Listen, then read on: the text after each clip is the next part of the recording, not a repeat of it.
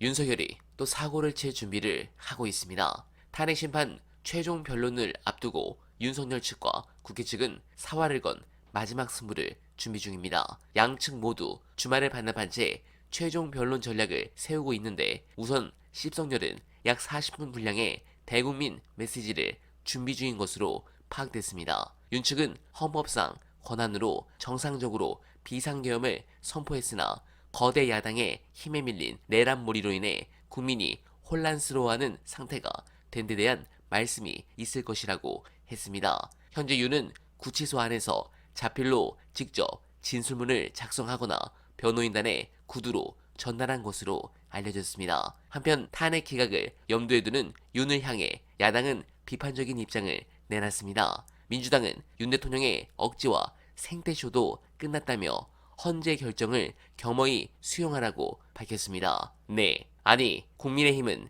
기각 시 사과한다는 전략만 세우지 않았나요? 인용이면 그냥 입 다물고 조용히 있겠다는 것인데 이거 너무 국민을 개돼지로 아는 거 아닙니까? 이런 부분은 막후에 건풍기 아줌마가 주도하는 것이라 확신하는데 관련해서 이 계엄의 진짜 수계가 왜 건의인지 영상 보시고 이어가 보겠습니다.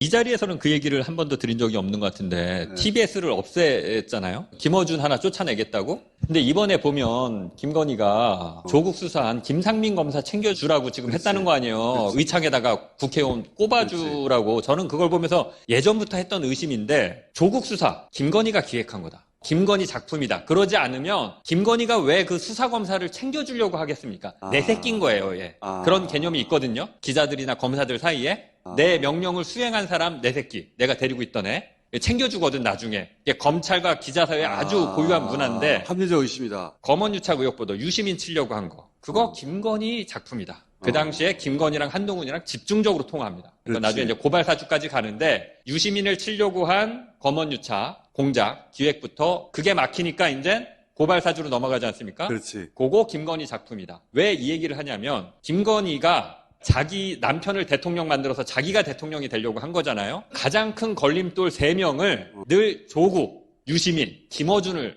3명을 얘기를 해요. 항상 보면 이명수 기자랑 7시간 녹취록할 때도 그렇고 최재형 목사하고 디올백 받고 할 때도 또 그렇고 저는 이거는 그냥 합리적 의심, 추정이긴 하나 계속 나오는 팩트들을 보면 아, 내 의심이 맞구나. 그렇지 않으면 설명이 안 되는 부분들이 너무 많아요. 김건희는 여전히 저를 죽이려고 해요. 그러니까 이번에 명단에도 보면 조국, 한동훈, 뭐 김어준 얘기가 누군가의 머릿속에서 나온 걸 거 아니에요.